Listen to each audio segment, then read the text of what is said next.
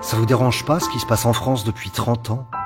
Vous sentez pas comme une odeur de vaseline quand vous marchez derrière de braves gens?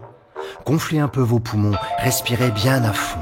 Cette odeur, c'est celle de l'État qui transpire pendant qu'il nous la met profond. Ça vous dérange pas que les Français n'aient plus d'oseille?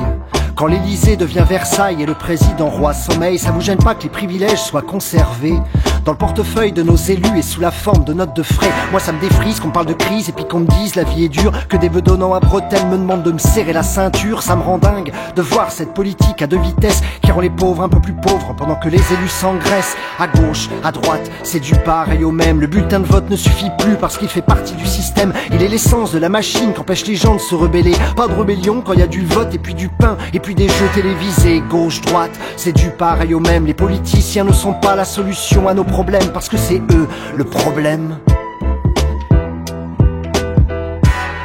Car de Mitterrand à Macron, passant par Sarko et Hollande, ça change de gueule, ça change de nom, mais c'est toujours les mêmes qui bandent, une bande de voyous en costard, libéraux convaincus qui n'ont que la crise à la bouche et le scandale au cul. Ça cumule les mandats comme les abus de biens sociaux, ça se présente aux élections, ça manque d'honneur mais pas de culot. Est-ce que tu trouves ça normal, toi, l'électeur, de n'avoir le choix au deuxième tour entre des nazes et des menteurs? La gauche, la droite, non mais c'est quoi la différence? Moi je vois que des gros larrons cravates qui veulent tous devenir le roi de France. Le roi n'est pas mort, il se planque chez la reine démocratie qui baise à mort dans son carrosse avec chauffeur à vie. Et de gauche à droite, l'Élysée reste Versailles. Alors ils créent du vote utile parce que c'est là qu'ils veulent qu'on aille. À gauche, à droite et gauche, gauche, droite.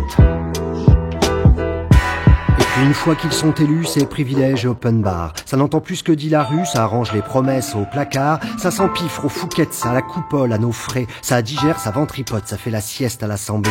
Un député qui dort 15 ans touchera 3000 € de retraite. C'est ce type-là qui veut que tu trimes 44 piges pour quelques miettes. Politique d'aujourd'hui, des nantis qui trouvent normal que 5 fonctionnaires servent une première dame de France qui branle que dalle. Donc de gauche à droite, comment tu veux qu'on en redemande? Est-ce que t'as vraiment vu le changement entre Sarkozy et Hollande? Est-ce que tu vois le changement entre Hollande et Macron? Et entre Macron et Sarko, sérieux, en marche, ça tourne en rond. Ils se disent proches du peuple, mais y'a que les riches qui s'enrichissent pendant la crise. Ils se disent écolo, mais sauvent les banques, pas les banquises. Et nous de gauche à droite, on marche au pas derrière le chef. De gauche à droite, on marche au pas derrière le chef. De gauche à droite, on marche au pas derrière le chef, en oubliant que la cadence est imposée par le MEDEF. Droite, gauche, gauche, droite. Gauche, droite, gauche, gauche, droite, gauche, droite, gauche, gauche, droite. Ah! Alors soyons ingouvernables. Alors soyons ingouvernables. Alors soyons ingouvernables. Alors soyons ingouvernables.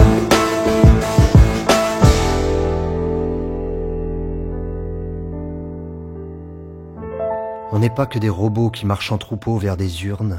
Avec un peu plus de cerveau, avec un petit peu plus de burne, on peut sûrement changer les choses, sans FN, sans souffrance. Ce n'est pas un appel à la haine, mais à la désobéissance. La gauche, la droite, il y a forcément un autre chemin. Si on allait plutôt tout droit, tous dans la rue, main dans la main, ensemble on peut faire de grandes choses, mettre les privilèges à l'ombre. Parce que comme le dit Kenny, s'ils ont le chiffre, on a le nombre.